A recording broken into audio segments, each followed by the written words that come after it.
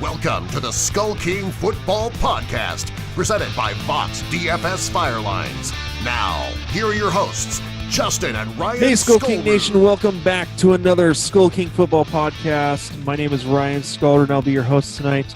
And tonight with me, we have a three-headed monster for the show. To start off, who's been joining me regularly, Mr. Greg Telcott. Go ahead and say hi, Greg. Good evening on Draft Eve, Ryan and Justin. and Justin's back with us for another show. Go ahead and say hi, Justin. Hello, Justin. Sorry, I had to do it. Yes, I am super excited. We are only one sleep away, just tonight's sleep until draft. I'm excited because from what I'm seeing on other mock drafts, Seattle's going to get who I think they should get in Forest Lamp. But not to get too far ahead of ourselves. Forest Lamp won't drop that far, but that's okay. So, here we go. One can hope. All right, so tonight, well, here's the deal. We're recording this, obviously, the night before the draft. This will be going live probably about midnight for those of you who will be lucky enough to hear it that early. But let's see. Most of you will hear this the day of the draft. And so here's the kind of the schedule for tonight. We are going to start by going over some of the news and notes that have happened over the last week since our last show. We will be then after that, we're going to dig into a couple of different articles. One is actually going to be Mike Mayock's mock draft, which he only does one a year, and it's usually the last. He usually waits and does one the night before the draft. So we're actually going to sit down and analyze his mock draft that he put out. And then along with that, we're going to go over a little bit of Matt Miller's scouting report from Bleacher Report, and he kind of gives some of his thoughts from basically every team in the NFL about who they will probably be going with in the draft.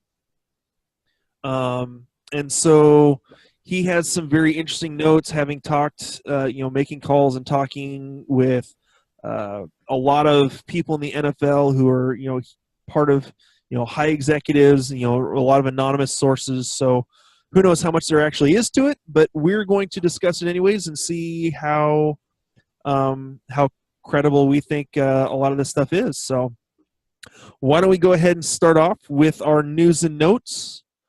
And we're going to start off, why don't we go ahead and start off with this, a kind of a feel-good story. Former retired 49ers running back Glenn Coffey received his reinstatement to the NFL after finishing Army Ranger training. He is attempting a comeback as a running back. So for those of you who don't know, how was it? He only played for a couple years before going into the Army. So wanted to give a big shout out to Glenn Coffey. Even though you play for a rival of my Seattle Seahawks, I hope you make it and hope you hope you actually can get a job in the NFL and do pretty well. So I don't know if you guys have any comments on that one. Well, I think it's nice that to see a positive story coming out from the 49ers, the exact opposite of what they lost in the currently unemployed Colin Kaepernick. So obviously you have a complete contrast there in personalities, but certainly salute him for what he did and his efforts and to support this country and to sacrifice for this country. And hopefully he has a successful return to the NFL. Just completely agree. Just want to say thank you to him for his service. I'm not familiar 100% some of the other reasons why he may have retired. Hasn't played since 2009, and so was a third pick, I should say, in 2009. It's going to be a tough road. It's been 7 years. Being a Green Beret is a lot of work, but it's not NFL training. So wish him the best of luck. I don't know how it's going to go, but thank you for your service, Glenn. And you got somebody rooting for you in my corner. All right. Yeah, it looks like he retired. Basically, he went to OTAs, minicamp, and 2 weeks of training camp, and then abruptly announced on August 13th that he would retire just before the start of the 2010 NFL preseason. So, all right, moving on. Falcons re-signed wide receiver Taylor Gabriel to a one-year, $2.81 million contract. Gabriel had a pretty good year as it's the number 3 wide receiver for the Falcons this past year.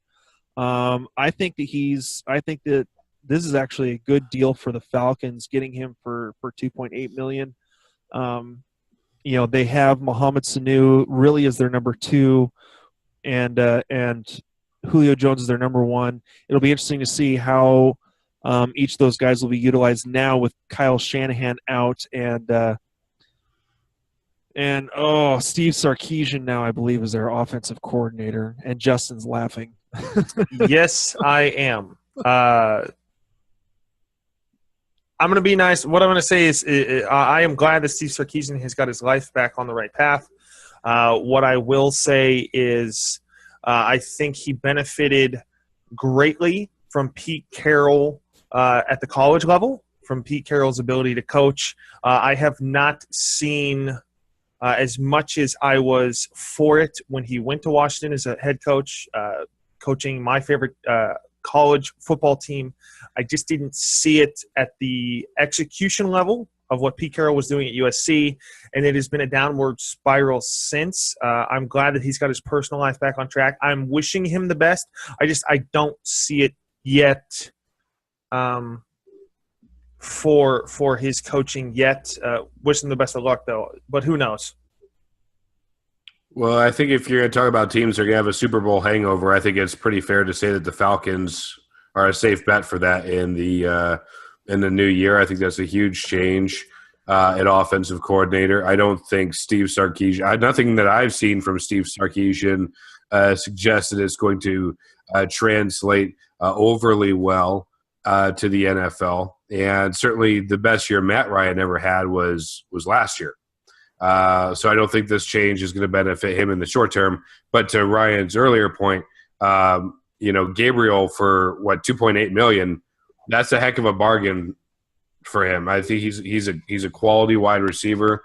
So drop in the bucket compared to what wide receivers can fetch these days.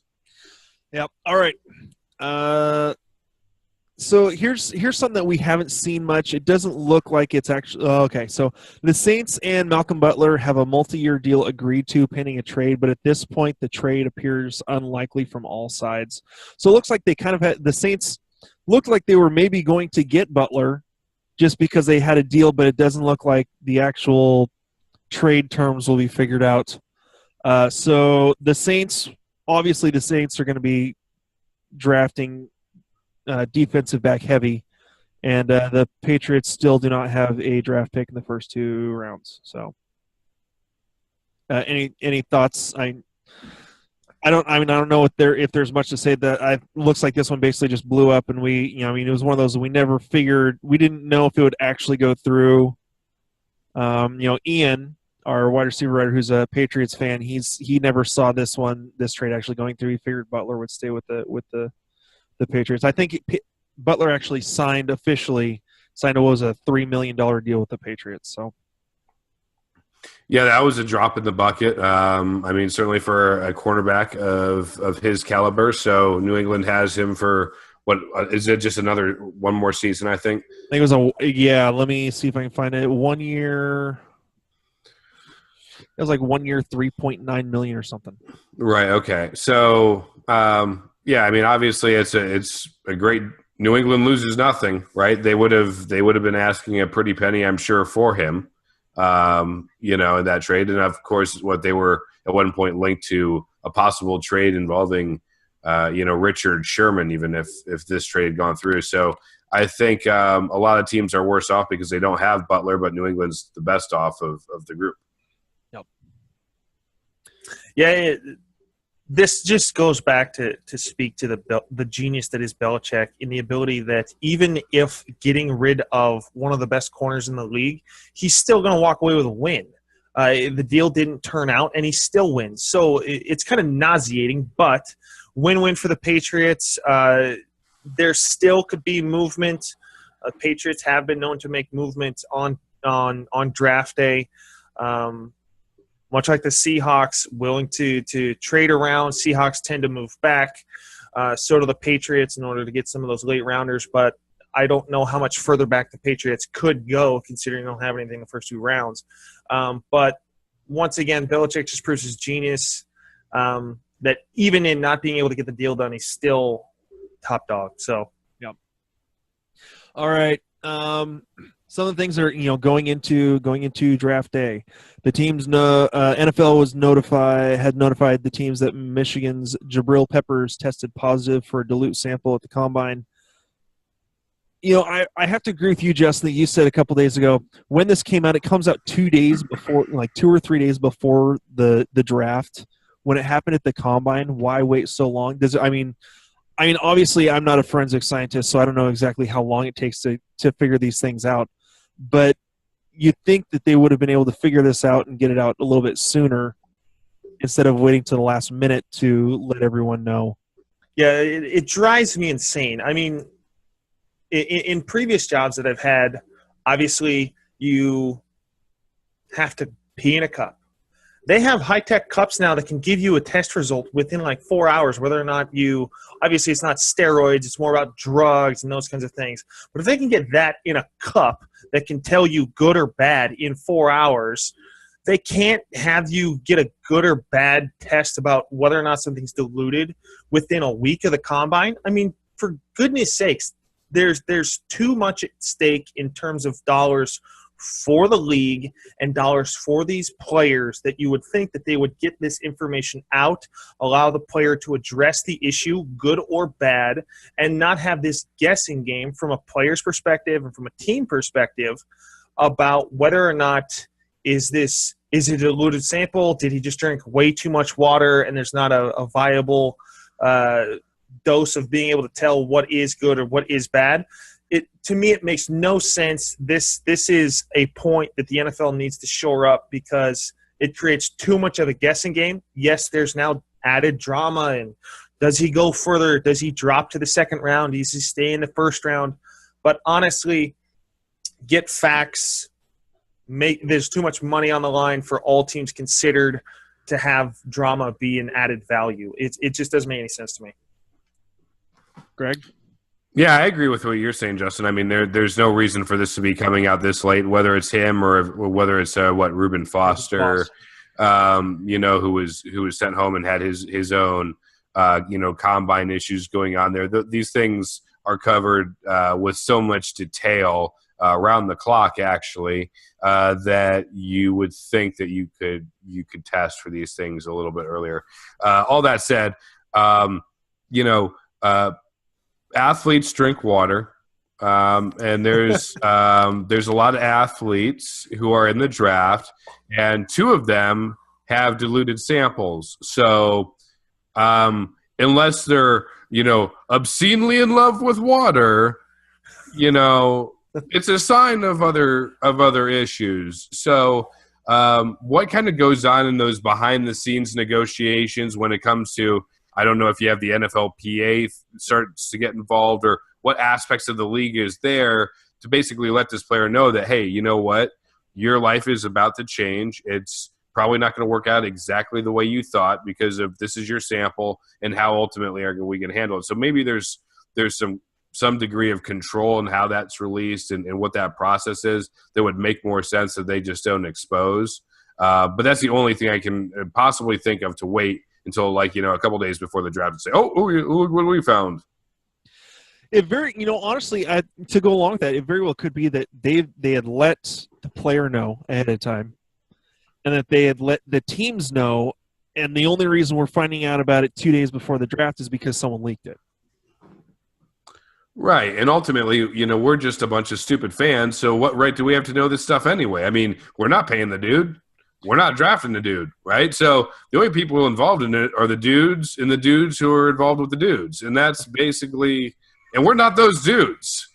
We are at the end of the day, we are not those dudes. Greg, can you say dudes one more time? Well, dude. There's supposed to be a plural there. There's supposed to be an S. I need my money's worth. All right. Moving on. The Bills declined to match running back Mike Gillislee's 2-year, $6.4 million offer sheet, making Gillislee a New England Patriot. Honestly, how Bills, why? Yeah, just hand him over on a silver platter to the Patriots. I don't think – here's my deal. LaShawn McCoy is getting a lot of miles on him.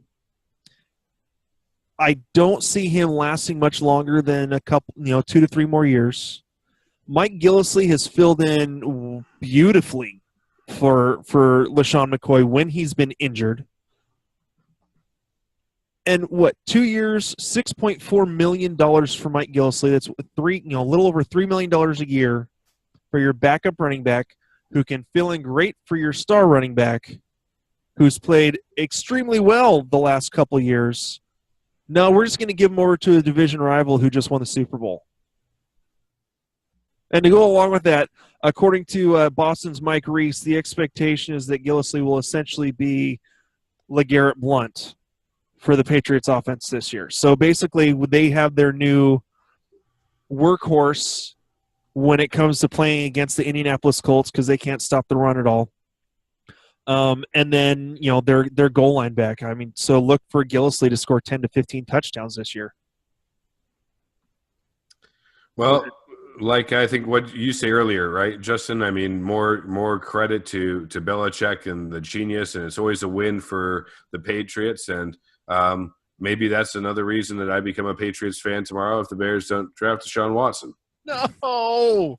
I'm serious. we cannot have a Patriots fan on the show. The only thing that's possibly thwarting this is Gisele Bundchen's garbage. But outside of that's the only possible drawback I see to this, and I might be willing to overlook it.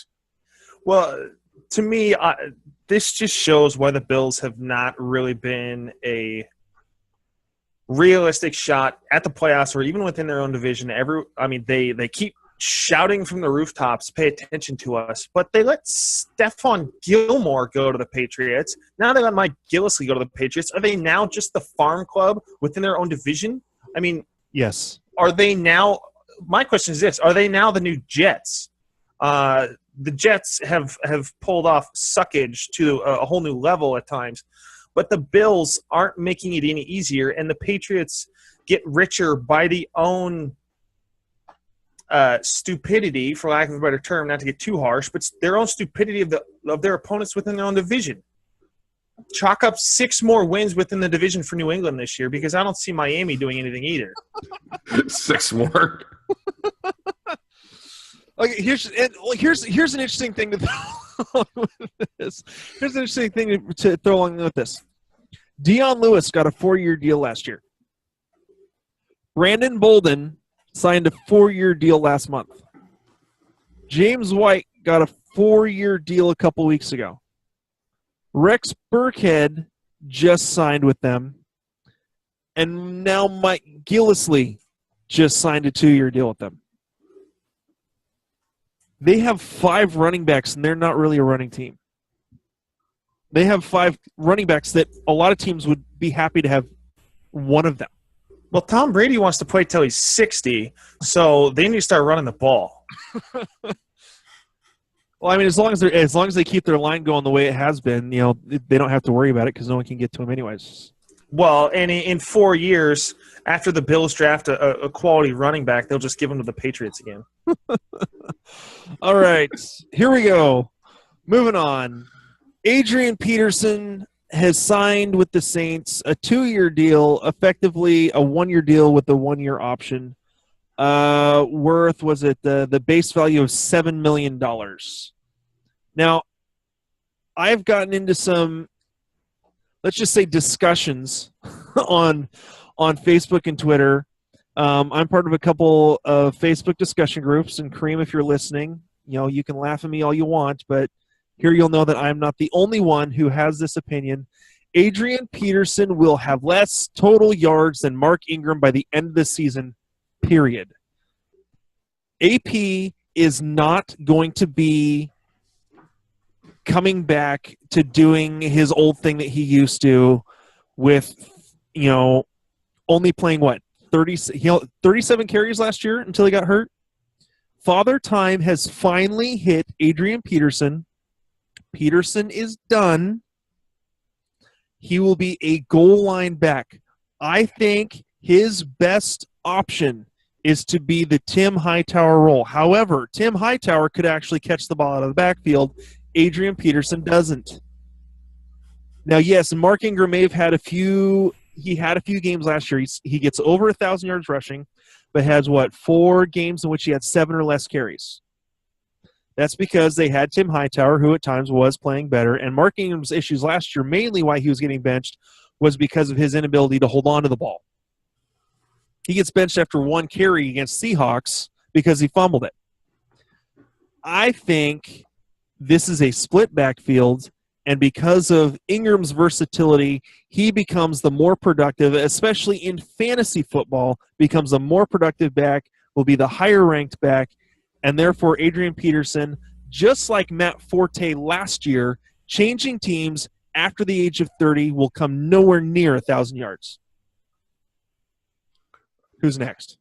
I would agree that he's not going to – it's highly improbable that he comes anywhere near 1,000 yards. I mean, I would say in an excellent year, he would have somewhere between 700 and 800. And I would think in that same excellent year, he might amass 10 touchdowns. That's best case scenario. I'd put about a 15% chance, 15 to 20% chance of one of those things happening. I think he is done. He looked horrible at the start of last season. I don't see how he gets better between then and now. He's just a year older. And so there was something wrong going into, I think, ultimately last year. So, in the optimal situation, he splits time, but there's not that many balls to go around, in New Orleans. It's a passing team. And even if he's able to get half the carries, what's that realistically going to produce from a fantasy standpoint? Plus, Mark Ingram can catch the ball out of the backfield, which Adrian Peterson doesn't. Right. Any thoughts, Justin? I agree with you. Just looking at some stats here, I pulled up Mark Ingram's stats over the last 3 years. Last year, 10 total touchdowns, 6 on the ground, 4 in the air. 6 in 2015. He took a little bit of a dip. And then 2014, he had 9 on the ground, 0 in the air. Adrian Peterson over the last year has done 0, 11, and 0. He had a phenomenal year in the 2015 season, coming back from his injury, but came back. No, that was the year that he came back from getting suspended for beating his kids. That's correct. Sorry. That's not better, but at least he wasn't injured. I just want to make sure that I clarify. I am not. It's better in that he wasn't injured, not better because I do not condone any sort of violence against kids. I just want to make sure that's clear. We need to edit that crap out. No, this is staying on here. Damn it. Okay, just to be clear. But Adrian Peterson has not done well over the last 3 years, whether he's been on the field or off the field. There's a reason why other teams didn't touch him. There's a reason why the Saints, having a full starter ahead of him, were the only team really looking to go after him. No one was looking to fill him in for their starter role. He's banged up his knee too many times. He may not be done, but he is not going to have anywhere near the impact that Mark Ingram has. Mark Ingram is still a top running back 1, borderline 2, based off his ability to run and catch the ball out of the backfield. Yeah, give me just a second. Let me pull up Adrian Peterson. Make sure I get this right. Receptions. Yeah, the last time Adrian Peterson had more than 30 receptions, he had 30 in 2015. Last time he had more than that was in 2012 when he had 40. He's only had 2 years. He's had a 40, a 43, and a 36. So 3 seasons of more than 30 catches. Mark Ingram has played only half as long, really. Ingram came out in 11. but wasn't really a starter until 2014. And the last 3 years he's had 46, 50, and 29. So I mean, yeah, the glaring stat I want to throw out there is Mark Ingram had 4 receiving touchdowns last year. Since 2008, Adrian Peterson has had 4 receiving touchdowns. yeah. Ingram's your guy. Okay. Well, and I think Ingram fits the offense better. So, all right. Enough of that. Moving on. Watch them draft a running back. There won't. What? No, I'm honestly round 4 or 5. Watch them draft a running back. Probably Because AP is a 2-year deal for AP is at the end of his career, and you've got Mark Ingram who really, let's be honest, can't stay healthy. Last year was the first time he had played 16 games since his second season in 2008. So, all right. Here's something interesting. NFL Network's Ian Rappaport reports that there is a mutual interest between the Giants and free agent running back LeGarrette Blount. If the Giants draft a decent offensive tackle, I know that some people have either Ramczyk or Bowles or Cam Robinson, depending on how the rest of their mock drafts look, going to them. That could actually be a decent move for the Giants to get LeGarrette Blount, he's more of a short yardage guy. He's not gonna, but I think he would be better in terms of being an actual running back than the options that they have now, even more than Perkins, who had a bit of a rough year last year. Yeah, I would say it's a huge upgrade, for the Giants in the running game if they are to get LeGarrette Blount now. His by far most productive time has been with New England.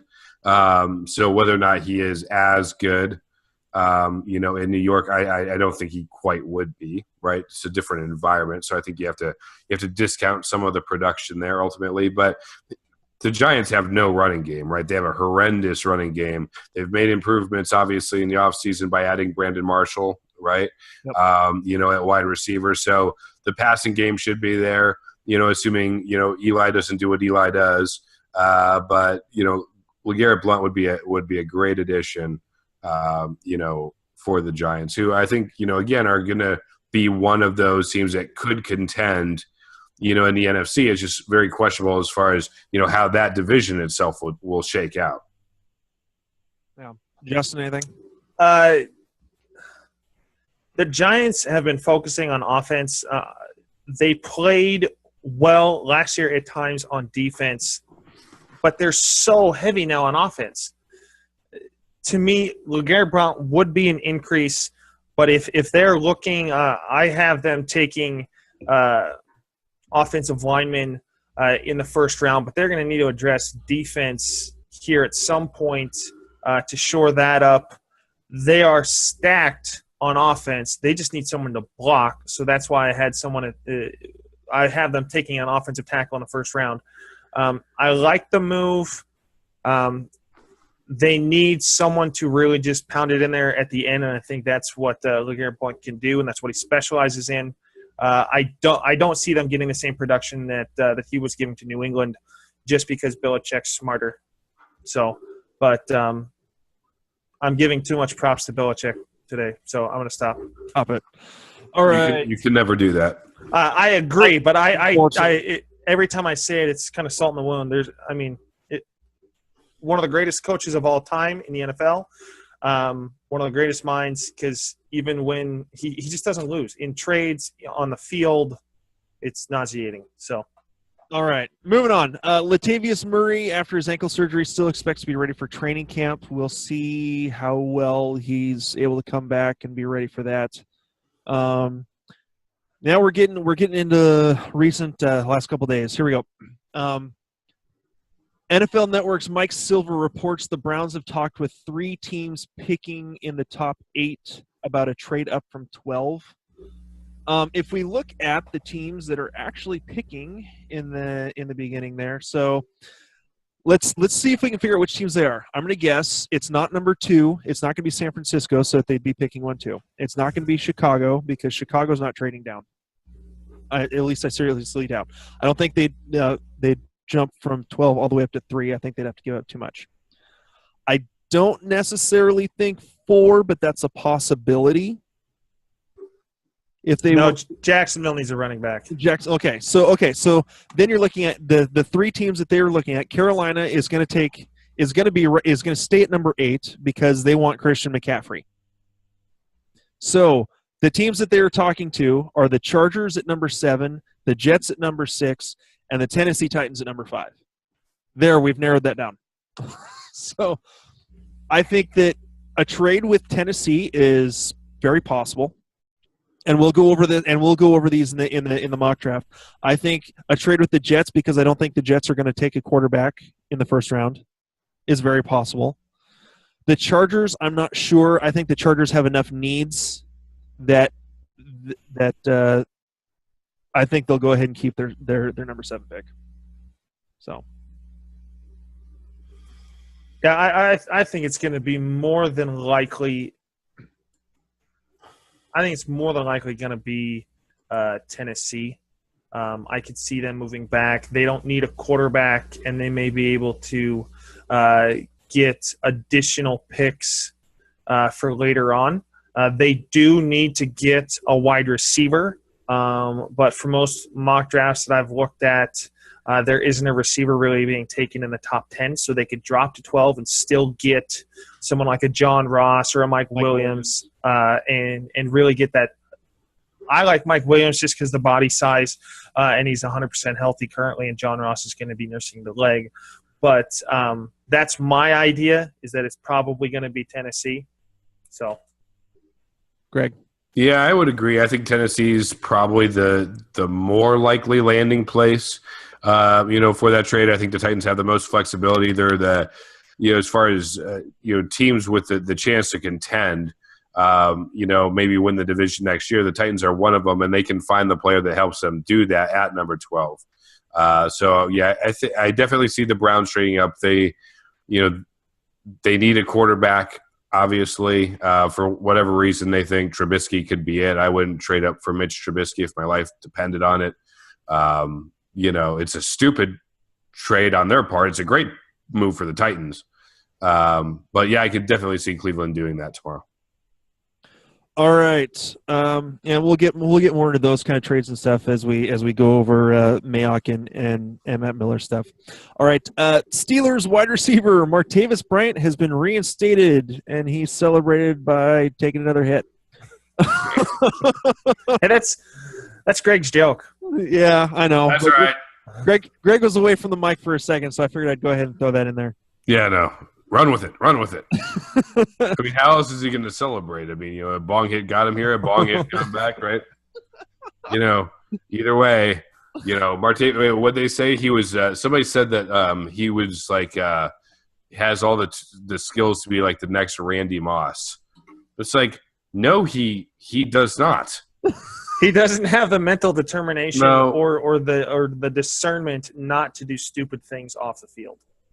Yeah, exactly. Randy Moss has his shortcomings, but they're long ways away from what kept Martavis Bryant from competing. So he could have all the talent in the world. So does Josh Gordon. It's not going to change anything. Yeah. All right. Well, that's one. In my comparison to Martavis Bryant is okay. So how long does he stay reinstated? Does he become So now we've got 2 of these guys in the AFC North. One in Josh Gordon in Cleveland and Martavis Bryant in Pittsburgh. All right, moving on. Okay, this is something we've talked about a little bit that could really screw up the entire draft board for everyone. According to the Chicago Tribune, there's been I love how they use scuttlebutt in league circles Monday night that the 49ers could take Leonard Fournette at number 2 overall. And here's kind of my thought on this. I think it's possible. We've talked about how the 49ers are not satisfied with Carlos Hyde and his injury history over the last couple of years. So I could see them going after another running back. Especially they signed Tim Hightower, but Tim Hightower is getting up there a little bit. I mean, he was kind of a renaissance had a renaissance in the last few years. I want to say at the age of 27, 28 when the Saints pulled him off the street to back up Mark Ingram. So I think it's possible. I think if the 49ers, though, were to take a running back, I honestly think they'd trade back. I don't think that they would take Leonard Fournette. They have so many issues that they need to solve on defense, especially being one of the worst teams in the league last year. So I honestly think if they do anything, they trade back to get more picks to try to help build up the defense, or they take someone like a Solomon Thomas or a Jamal Adams with the number 2 pick. Greg? Yeah, I would agree. I mean, I don't you and I talked about this before, and here's my 2 cents on this. John Lynch doesn't want to be the next Matt Millen, right? So Matt Millen got a job in the Detroit front office running a show there because he sounded somewhat like he knew what he was talking about when he was in the booth. And now the same is true with John Lynch. So Lynch is not – I don't believe – because I think he's a bright guy. I don't believe he is about to stake his number 1 pick, the number 2 overall, on a quarterback or a running back. It's way too high risk. So I think he's more likely to go with a defensive player. So, Jamal Adams, for example, or like you said, Solomon Thomas. I mean, one of those two makes more sense. It's the safer pick. It's how are you going to start your career here with the 49ers is going to be dramatically impacted by who you take there. And none of the players at quarterback or running back make a lot of sense for the Niners. And Jamal Adams is probably the very safest pick and a long-term impact pick that he can make. Correct. Justin? Yeah, I like the defensive pick. Everyone has said from top to bottom that none of these quarterbacks are really someone to go out and grab. I don't see San Francisco going out and grabbing or moving up to grab any of these, or not moving up, or grabbing any quarterback in the first round. Defense, like Greg said, is a safer pick. You're building for the long haul. You need defense in the division that they're in the NFC West, which they currently didn't have. Defense is the smarter play. So those are my 2 cents. All right. We're gonna hit on what may be Greg's former team. According to the Chicago Tribune's Brad Biggs, the rumor in league circles is the Bears are pondering Stanford defensive end Solomon Thomas, LSU's safety Jamal Adams, and Ohio State's cornerback Marshawn Lattimore if they stay put at number 3. I know, Justin, you had them picking Deshaun Watson. I've had them picking Deshaun Watson. Now, this is, again, in my latest mock draft, I changed over to Jamal Adams. I still think, honestly, for me, it's between whoever is left of Solomon Thomas, Jamal Adams, or Lattimore at number 3, or Deshaun Watson. I don't think they go with Trubisky. So, I mean, that's where I think they're going. And I know that both of you have picked Deshaun Watson to go there. So, Greg, since it's your team. The people who have Lattimore and the defensive pick at number 3 is possibly defined as the smart and the safe pick for the Bears based on what they need and having good quality players there available. That's not what the Bears draft. If you look at any of their drafts, they don't do that in the first round. They tend to overreach in the first round. They will sometimes trade up to take a guard in the first round. The Bears are just full of surprises in the first round. So going with the smart pick doesn't seem to be it. So the Bears should be going for an overreach, which is where Deshaun Watson would be technically at number 3. However, so he fits the Bears on the overreach, and he fits what they know they need, which is a quarterback of the future. They know Beaker is not that guy. I've said that before. Everybody knows that. Beaker's not the guy. So they're taking they're taking a quarterback. I'm telling you, they're taking a quarterback right here, and they're taking Deshaun Watson. They're definitely not going with Trubisky. That would be a lousy pick relative to the defensive players. I don't think they'd go with any of the other quarterbacks. I think it's only right now Deshaun Watson because Deshaun Watson is a champion. You need a champion if you're going to beat Aaron Rodgers. Not Marshawn Lattimore, not Jamal Adams, not Solomon Thomas, not any defensive player is going to make an ounce of difference, not an ounce of difference in the Bears winning the division. But Deshaun Watson within the next couple of years could make that difference in them doing that. So they can find those players elsewhere. I think the Bears are truly trying to throw people off the scent. Nobody ever knows who they're going to draft. That's why when you watch the draft, everybody's face is always surprised. And this time I'm betting that they're actually going to be a pleasant surprise, and they're going with the champion, which is Deshaun Watson. Because if they don't, it is over. I don't care who they pick. One pick only. They have one chance, and otherwise it's over. Well, my sentiments are the exact same, but mine's a little less rantish. If you shameless plug for the show, if people want to really know more about Deshaun Jackson, they need to go listen to Deshaun Watson. Sorry, once again, more coffee.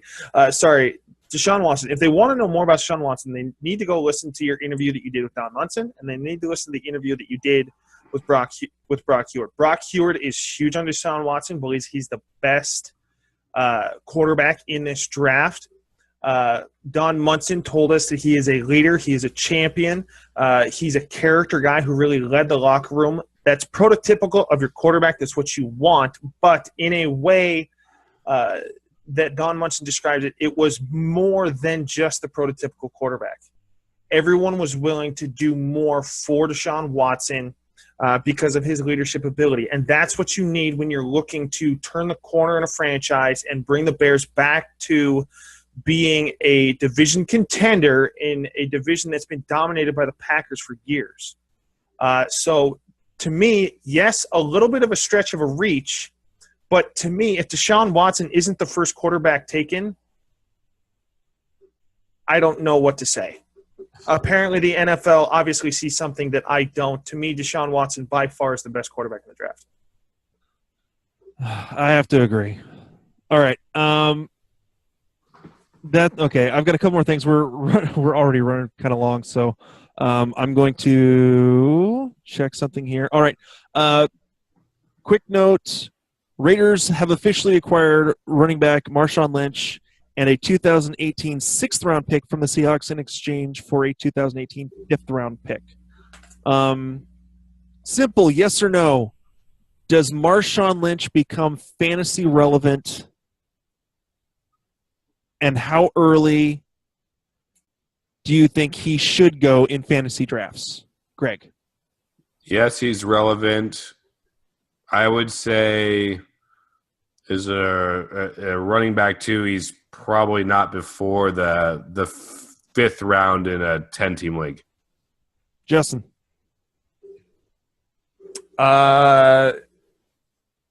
He's not PPR relevant until probably the 6th or 7th round. But he's in a tougher division from a defensive perspective. He is relevant, yes. But with all the hype now, if you're in a keeper league, see what you can get out of him and try and move up to get someone who's going to be more productive for you this season. In other words, if you're in a dynasty league, find the Raiders fan who really wants them. Yes, find the Raiders fan who's willing to overpay. Okay. And two last things. ESPN's Adam Schefter reports the Vikings are expected to decline Teddy Bridgewater's fifth-year team option for 2018. I mean, Greg and I have talked about this. We don't know it's hard to believe that he will actually play again with just how brutal his knee is. It doesn't even look like he's going to play this year. It looks very well like he's going to be out this entire season. So, again, we hoping that Teddy Bridgewater is able to come back. Okay, here we go. This is, again, we're getting back into the draft. This is a good segue. Draft analyst Tony Pauline reports if the Browns fail to land North Carolina quarterback Mitch Trubisky in the first round, then Cal quarterback Davis Webb will be targeted at number 33 overall. Now, Davis Webb has been a bit of a, how do I want to say this? A little bit of a controversial character, simply because there are some people that have said that he's like the number 6 or 7 quarterback in this group of quarterbacks, while others, Davis Webb has even said that there are teams that have told them that if they needed a quarterback, they would draft him in the first round. The amount of varying opinions on Davis Webb is huge. Getting to see him a little bit in the Pac-12, being a Husky fan, he's been pretty good. I haven't had a chance to really dig into his tape, honestly, but I don't. I think that they could do. I think they could do better than Davis Webb. So, Greg. Yeah, really the predictions are all over the map with him. I did see that as well, with him possibly going in the late first round, and I think that supports the drafts that are non-Mayock issues we're going to get into in a minute, where that's supportive of a draft where you have multiple quarterbacks go in the top 12, not where they're falling to the end of the first round, obviously. Justin? Yeah, I agree with Greg. To make another point, in some of the conversations that I've had with the two agents that I know, in talking with what the teams always say to the players, is every team always tells players, we're going to take you, we like you, we take you in the first round, we take you in the second round. It's all shadow games and BS, really. To me, Davis Webb should not be taken in the first 2 rounds, let alone be mentioned at the level of other quarterbacks that are in the first round, including Mitchell Trubisky, which I think is highly overrated. But to me, I don't see Davis Webb being taken by San Francisco. Okay, if you want to make the same mistake that the Rams did about taking a Cal quarterback, go right ahead. That didn't work for them, and it's not going to work for you.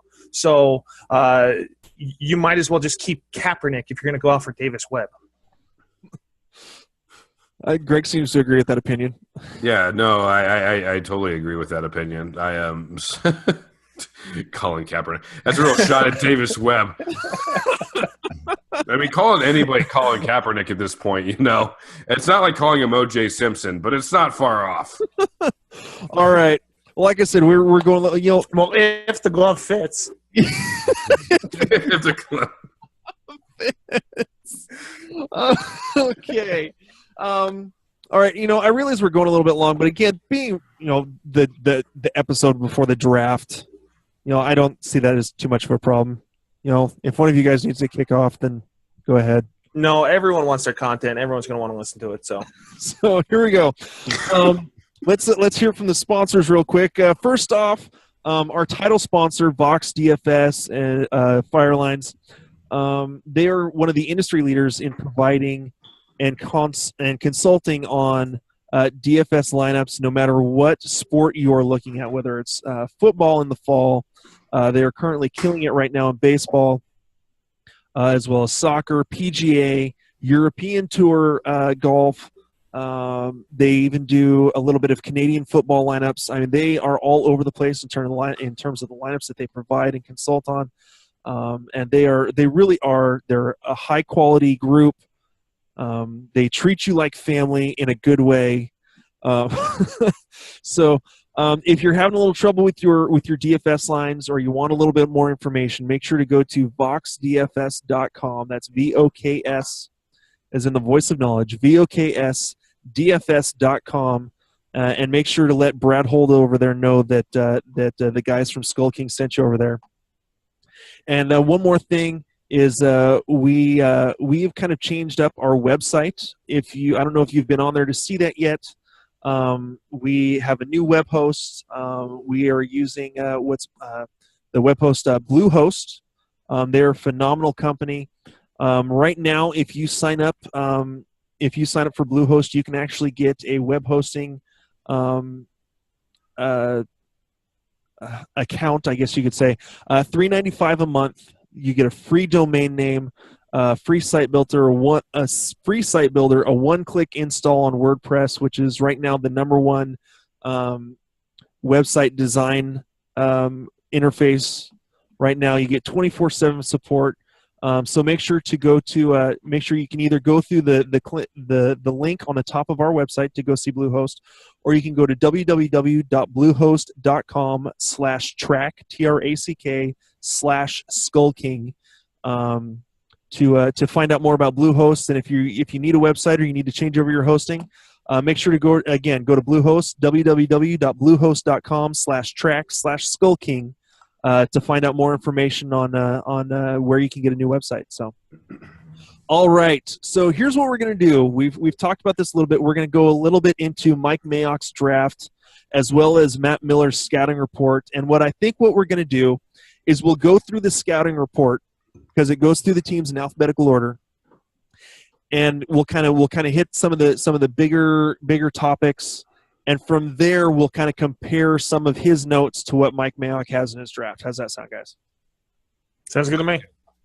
Again, we completely throw everything together at the last minute and have a whole lot of fun with it because, we all work better under pressure, don't we, boys?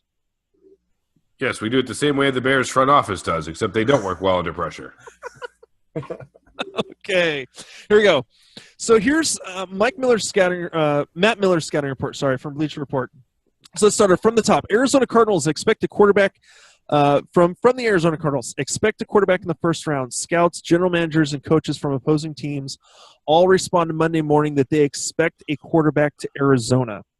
There's been considerable buzz in scouting circles for weeks now that the team likes Texas Tech quarterback Patrick Mahomes if he's available. The Cardinals have also done extensive research on pass rushers per scout with the team and could look to add there in round 2. Now, looking at Mike Mayock, if we go back over to Mike Mayock's draft, the Cardinals have, was it the 13th overall pick? Yes. Correct. And so right there, if they don't trade out, I have them in my mock draft taking Patrick Mahomes there at number 13. According to Mike Mayock, he believes that they will trade up out of the second round to take him with the 32nd pick to get back into the first round and use their first-round pick on a cornerback. Again, their defense struggled a little bit last year, was much better on paper than it was on the field. Greg, you have some thoughts on, again, being from Arizona and seeing them a little more up close. What are some of your thoughts on the Patrick Mahomes thing? Well, a lot of the chatter around here has been more around Reuben Foster before some of these issues that came up, as well as looking at Hassan Reddick are mentioned consistently down here. Now, the quarterback name, however, that's talked about is DeShone Kizer, and it has been since day one. Patrick Mahomes gets very little coverage by comparison, and the other quarterbacks aren't even mentioned. So I do think that they could very well go quarterback here. I don't agree with a corner at number 13 for them because they're going to be able to find a corner like they did last year for a song and a dance with Marcus Cooper instead of spending a number 13 pick on Marlon Humphrey. They do need to prepare for the future.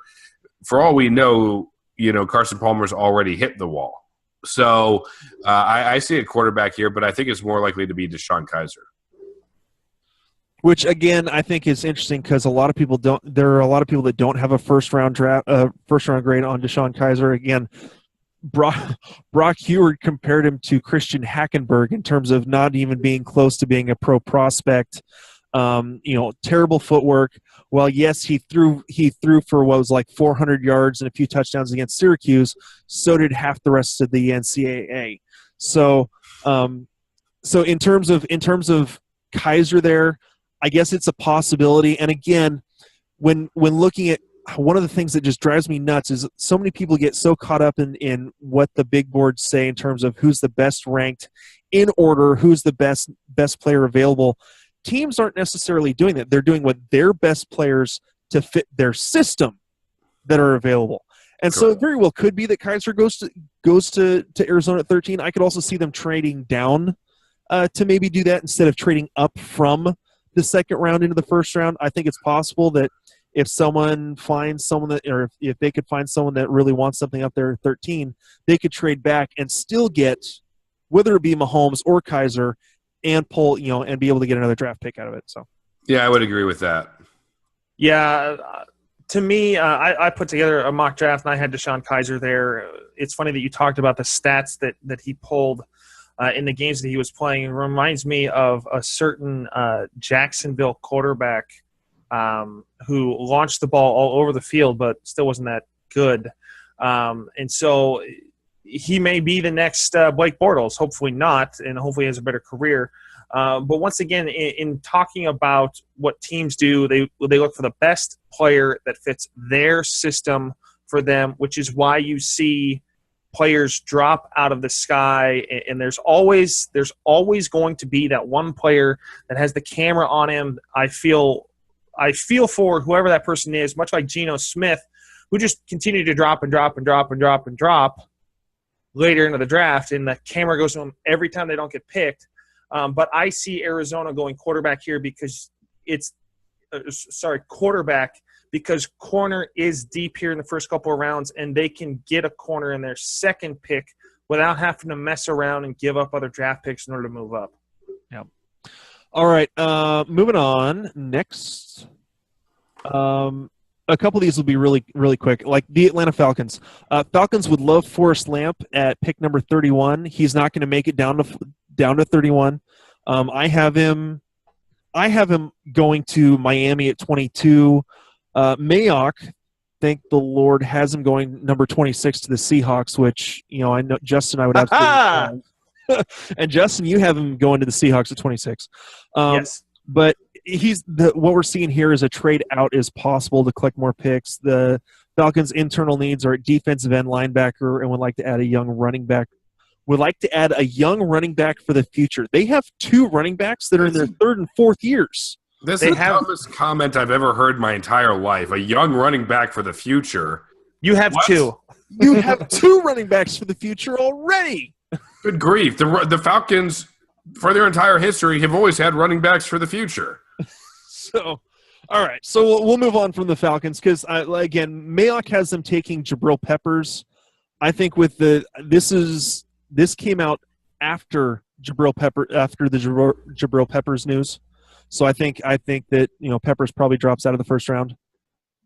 Baltimore Ravens, after a big free agency period in which the team added Tony Jefferson and kept Brandon Williams in town, Miller's scouting source with the Ravens said that they'll lean toward pass rushers in the first round. Ozzie Newsome loves power football and might not be able to resist the offensive line talent on the board in rounds 2 and 3. A pass rusher in the first round, they need a wide receiver. Yeah. They have Steve Smith, who retired, and they lost Kamar Aiken to the Colts. They need a wide receiver. They would Brashad Perriman, who can't stay healthy. Who else do they have? Mike Wallace, an old Mike Wallace. Wasn't any good in the first place. I think, you have so much money sunk into Flacco. I mean, he's one of the highest contracts in the league. At some point, you got to put something around him. Baltimore's problem is not their freaking defense. It hasn't been the defense. When was the last time Baltimore's defense was the problem? Never. But they need weapons on offense. How many do they have? 0 weapons. They have 0 weapons. So if they don't invest here at a wide receiver, really start to write that. I mean, what are they going to try to do? Average 12 points a game? I mean, it's not baseball. Yeah, the Ravens have, was it the number 16 pick? Yep. And so, I mean, okay, after reading that news, let me see, was this actually – okay, so it doesn't say so it's just a scouting source with the Ravens said they'll lean toward pass rushers in the first round. That doesn't – but if Mike Williams or Corey Davis is there for them, they're taking Mike Williams or Corey Davis. I don't think Mike Williams will fall that far. Corey Davis might because of his ankle injury issue that he still hasn't completely fully recovered from. But they've got it. They need wide receiver help, period.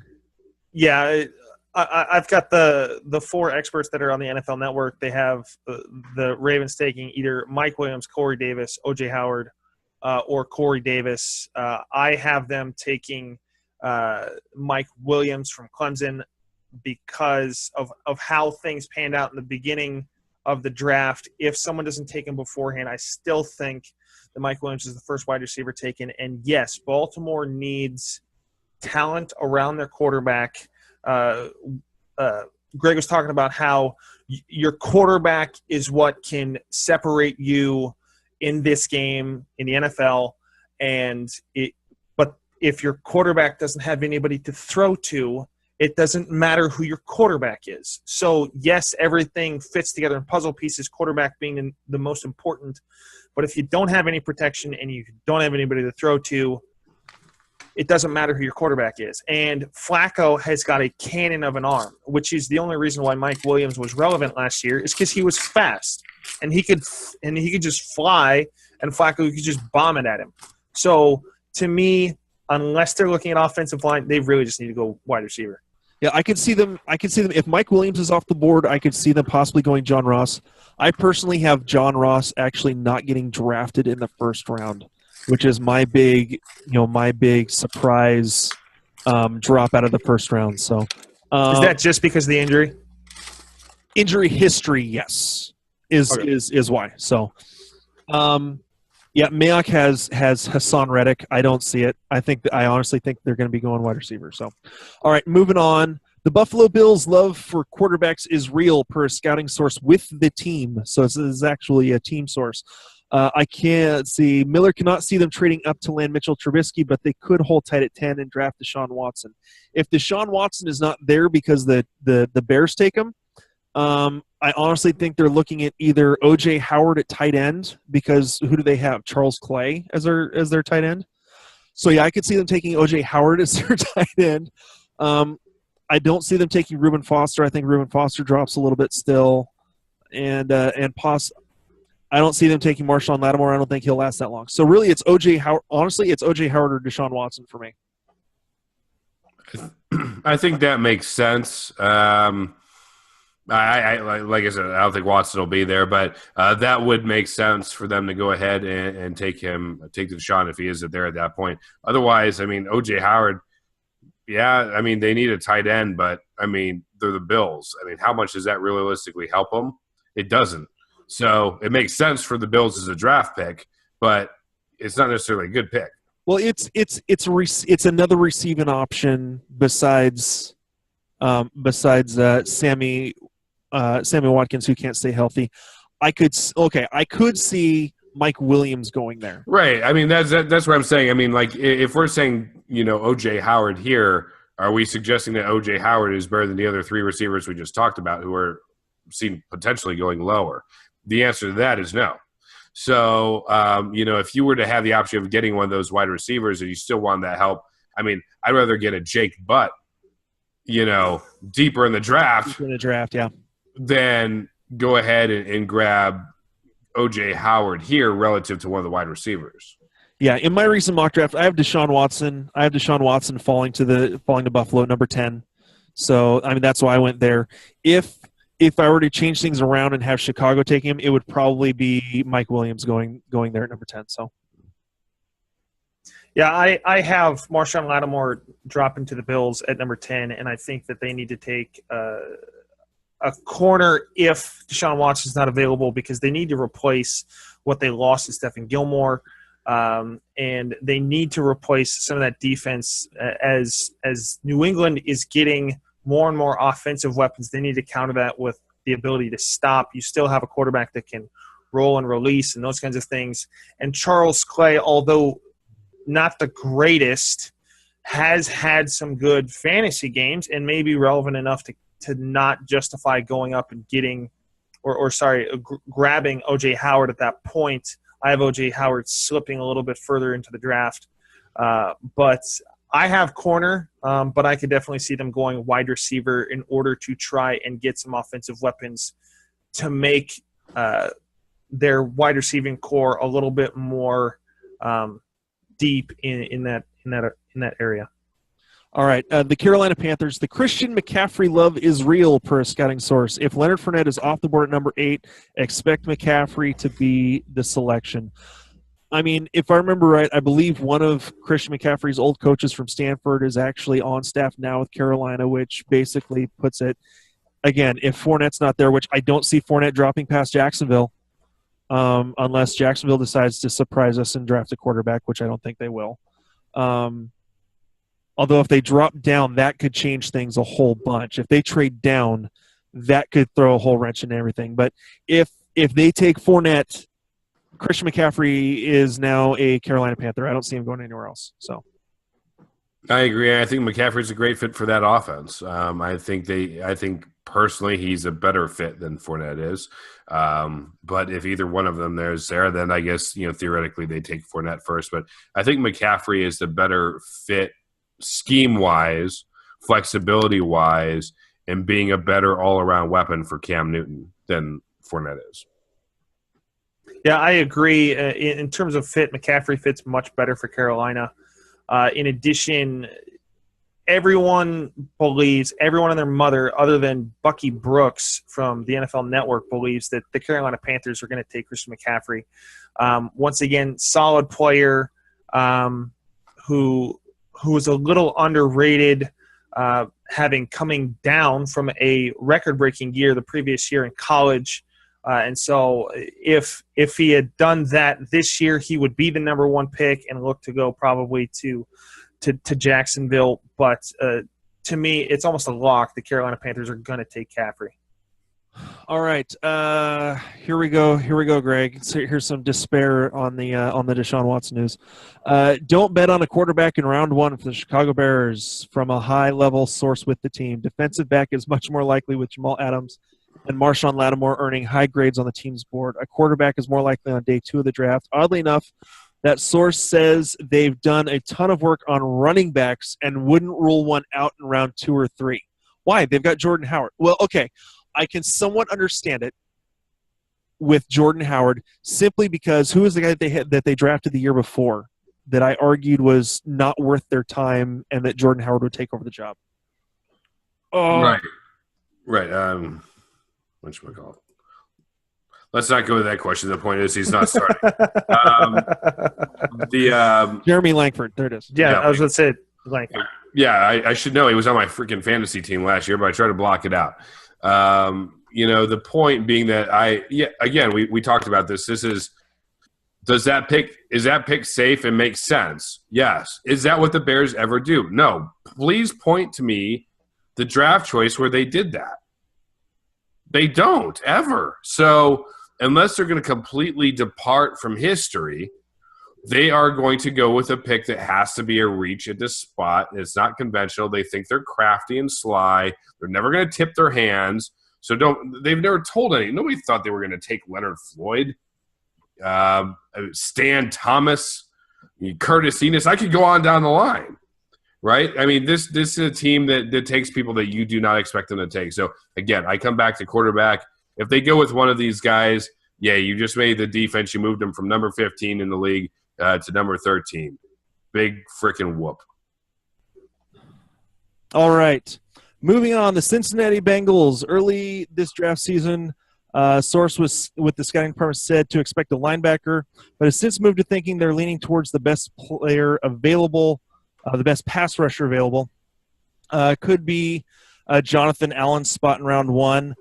Both Mike Mayock and I have Jonathan Allen going number 9 to Cincinnati. So I think, honestly, that's probably the best pick for them. They need some offensive line help. I don't think any of the offensive linemen in the draft right now are worth that early of a pick. So I think going defensive end here to help out their defense is probably the best way to go. Yeah, I see the same thing. Jonathan Allen was once talked about being the Bears pick there at number 3, so a potential overreach for the Bears up there at number 3. But outside of that, I could see this pick happening. All right, back to Cleveland because we can't stop talking about them. Myles Garrett should be the number 1 pick, but will he be? Based on sources in the Browns front office, we're 99% sure that Garrett's the pick. The team is also making calls trying to trade back into the top 10 from their spot at number 12 overall for Trubisky. We've basically already kind of discussed that and gone over all that. So let's move on to the Dallas Cowboys. A well-placed source in the Dallas front office has told me cornerback is the primary need, obviously, with the targets being Kevin King and potentially Cordrea Tankersley. And in round 2, the team would like to add a pass rusher if it misses out on T.J. Watt in the first round. I honestly think T.J. Watt will still be there for them to take in the first round. I actually have them taking T.J. Watt. Let me see. Mike Mayock. Let me look at his. Does he have T.J. Watt going in the first round? He does. He has him, though, going to the Dolphins. The Dolphins at 22. I don't see it. I honestly think that they solidify their offensive line with Forrest Lamp there. That's who I have going at 22. So, Justin, what about you? For the Cowboys, I have them taking T.J. Watt, trying to shore up the defense. They have offensive tools already wrapped up. They need to work on their defense. They do have the Notre Dame linebacker from last year. Name escapes me off the top of my head. I should have looked it up before the show. But they do have that linebacker coming back. They're going to shore up their defense. I have them taking T.J. Watt, yeah. All right. Denver Broncos, a coaching staff source says he thinks they'll go offensive tackle at pick number 20 overall and wouldn't rule out a potential move up the board to get one. I don't think that there will be a need to move up to get one. I honestly think they very well will be the first team to take a tackle off the board. I have Garrett Bowles going to him. I know that before I've gone back and forth between Garrett Bowles and Ryan Ramczyk. So I think honestly that those are the two spots. Whichever one they like better is the one that they'll take. I agree. I think the Broncos are definitely looking at offensive line in that position. Obviously, they have the one most sacked defenses, in the league. The top running backs, which Denver really hasn't had a solidified running back position in a while. The top running backs will be gone. At this point, they're obviously not looking QB or wide receiver. So O-line makes sense. I have them taking Ramczyk. Justin, I have them taking Bowles as well. Everyone has predicted them to take an offensive tackle. It's just whether or not it's Ramczyk or Bowles or even Cam Robinson, according to Lance of the NFL Network. They're going to take an offensive tackle. They need the offensive line help. All right, Justin, real quick, can you turn up your mic just a little bit? Is it possible for you to turn up your mic just a little bit? Yeah, just a second. Is that better? That's a little bit better. Okay, I'll eat it. There you go. Eat the mic. I will edit this little section out. Okay. But not my comment about Adrian Peterson assaulting his children. Damn you. No, leave that one in there. All right, Detroit Lions. David Njoku of Miami is in play here, according to a scout with the team. He also said this could be an offensively heavy draft class as they look to get better at running back, wide receiver, and tight end. Man, that does not bode well. God, who was their tight end this last year? This was supposed to be like his breakout year too. Good grief! I'm pulling it up right now. Eric Ebron. Eric Ebron was supposed to be the guy. It looks like they're wanting more help there. So I could see them going receiver down the line. I have David Njoku going to them just because he seems to be one of the big names, especially they're going to go offensively heavy. Having him being the number 2, I have him as the number 2 tight end off the board. Mayock seems to think that they're going to take Corey Davis at number 21, the new Megatron. I don't think Corey Davis will be there at 21 for them to take. No, he won't be. They're probably at 21. I think they'd rather have a wide receiver or a running back above a tight end. But if both of them are gone, then maybe I could see Njoku at this spot. All right. Yeah, it's an interesting spot. Corey Davis will not be available. They're not going to get the receiver they want. I don't believe. Most everyone has them taking the defense, but I think they should go wide receiver because they're going to need the help. Marvin Jones was great for about 4 games and then fell off the planet. Who knows if that's ever going to return? 3 games. 3 games. He was good for 3 games. He got as much passing yards in Game 3 as he should have gotten to help in Game 4. But they're going to need something in terms of an offensive help. But a lot of people are having them taking a defensive player at that spot, though. All right, Green Bay Packers. A source on the scouting staff said the plan is to go defense early and often in this draft unless a surprise player falls in round 1. The same source said that Joe Mixon is very much in play in round 2. He remains on their board. Joe Mixon has obviously had a bit of a troubled past. What do you guys think? I think they're taking corner. I don't think they have much of another choice. Yeah, defensive back for sure, unless T.J. Watt were to fall this far.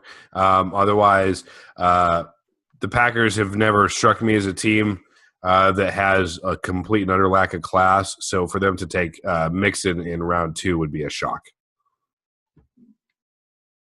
I agree in that I think they're going to go on the defensive side a little bit more towards like an Adoree Jackson coming out of USC.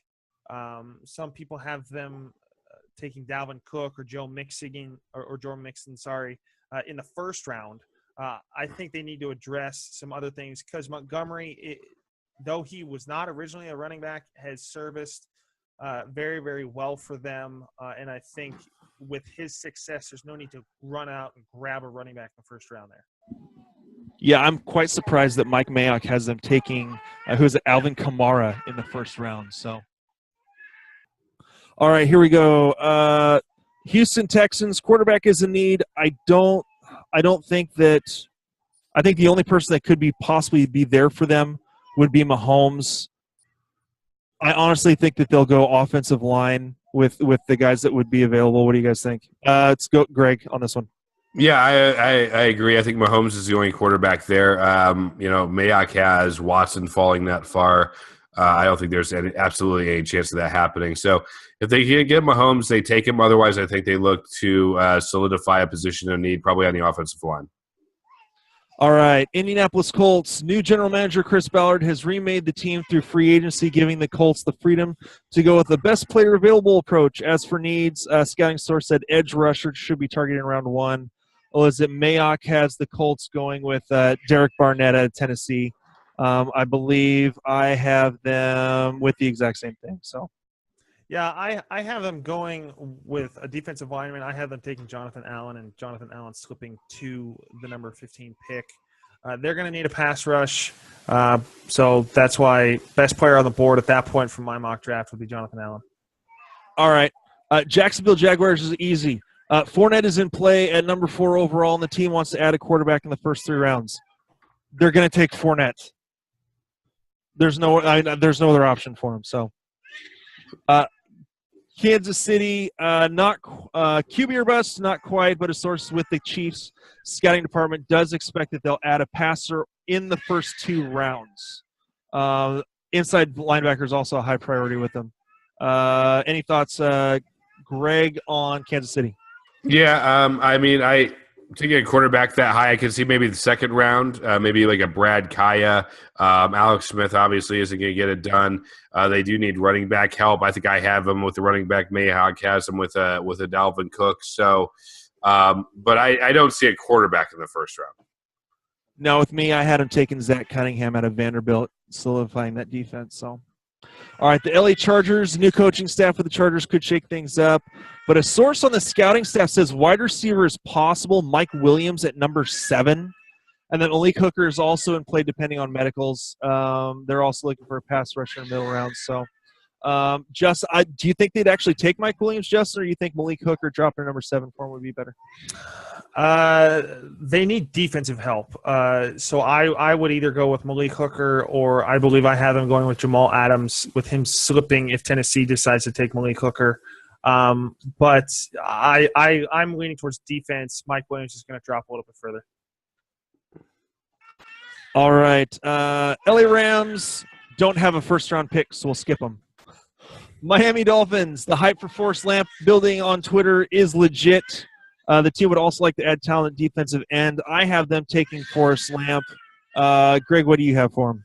Yeah, I would say at this point, if he is there, which he should be, that they could very well look to add, him on the offensive line. I think that's one of the holes that they have. I mean, Miami's a competitive team.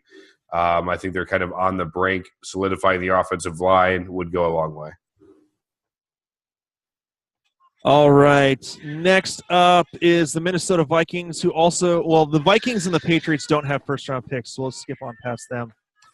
New Orleans Saints, win now is the mantra coming out of New Orleans, which is why they signed Adrian Peterson, an aging Adrian Peterson.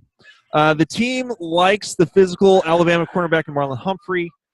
If it doesn't trade for Malcolm Butler, which looks like it's not going to happen, they could also trade out that number 32 pick. Justin, what do you think? What are you thinking about what they're going to my mock draft, Marlon Humphrey, they need a corner. They need to stop people. They've got enough offensive weapons. They now need to slow somebody down, for the love of God. New York Giants, offensive tackle is an ideal option for the Giants at pick number 23 per a scouting source. Garrett Bowles or Cam Robinson, whichever one's there. I have the exact same thing from that.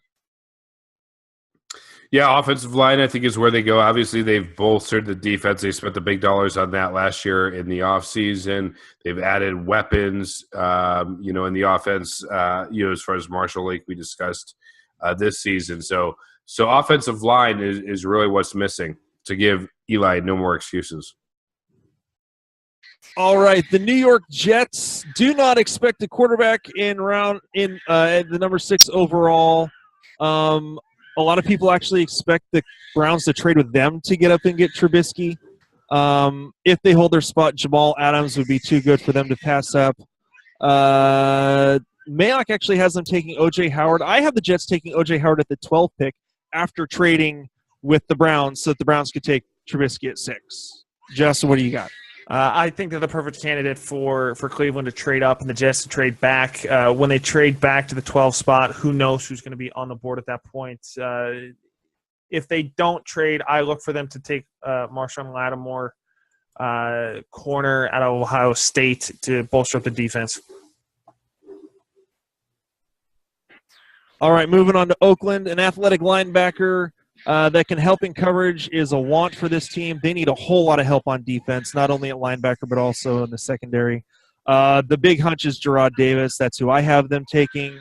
Mayock has them taking Cam Robinson at offensive line. They don't need offensive line help. So I have them taking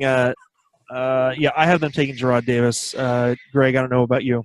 I think wherever the pick is, it's definitely going to be on defense. It's not offensive line. I think that's a luxury pick in this spot if you're a team that's already winning a division, which they are not. So I think they focus on, what weakness they do have, which is on the defensive side of the ball.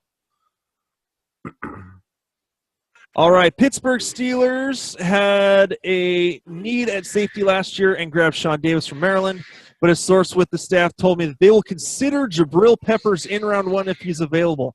This came out before the Jabril Peppers diluted sample news. Justin, what are you thinking about Pittsburgh here? They still need a safety. The only difference for me is I had Jabril Peppers at 30 going to Pittsburgh, and then 31 Atlanta was going to pick up Budda Baker. I'm simply just putting Budda Baker there to fill in at that spot for the Pittsburgh Steelers. Okay, the Seahawks, we're going to skip San Francisco because we have covered them extensively already in this episode. The Seattle Seahawks cornerback is the expectation in round 1, according to a scouting source. Where they go 2 and 3, looks wide receiver and pass rusher. Quarterback should be added late just because their backup quarterback had some legal issues. I see cornerback. Mike Mayock somehow believes that Forrest Lamp will fall that far. I don't believe he will. I think he'd be good for the offensive line. But I honestly think that Kevin King is probably the more likely candidate for the Seahawks at 26. Yeah, I would agree. I think corner is definitely a need. Offensive line, they have some need, but obviously, I think, like you said, Forrest Lamb's probably not going to fall, quite that far. King seems to be the pick that you would ultimately look for, the Washington connection. All right, the Tampa Bay Buccaneers have been all over the secondary prospects in this draft. Wouldn't be surprised to see Chidobe Awuzie drafted here. He is considered more of a second-round guy. The Buccaneers are also considered a perfect fit for Dalvin Cook. Justin, what are your thoughts on the Bucs so far? My original mock draft came out before the Garrett Conley news and that whole fiasco. My replacement would be for them to go with Dalvin Cook. They need some running back help.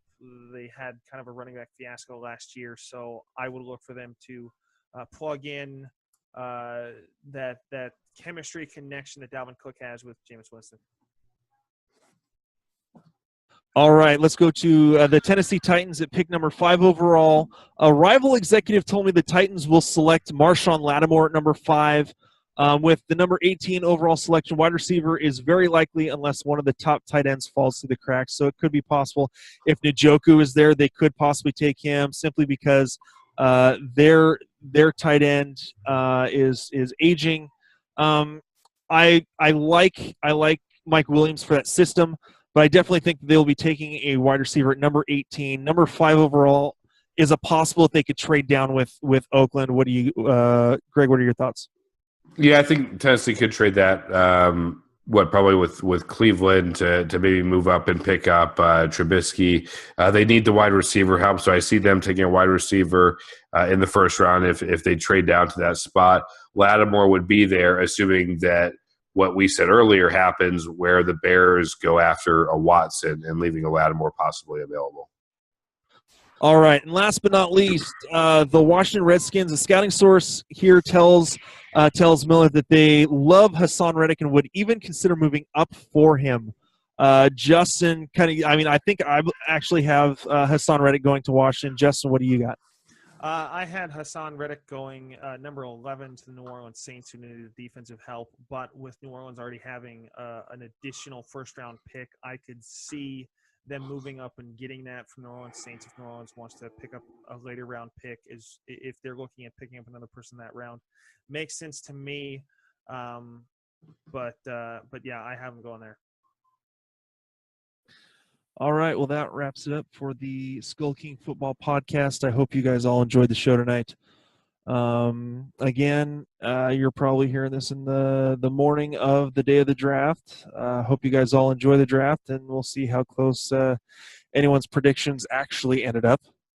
And so, yeah, for Justin and Greg, my name is Ryan Skolder, and again, we'll talk to you guys later. Hey, Skull King Nation, thank you for listening to the Skull King Football Podcast. Did you like this episode? If so, be sure to go to iTunes, Stitcher, Google Play, and YouTube to subscribe. Also, please leave us a rating and reviews to let us know how we can better help you rule your leagues.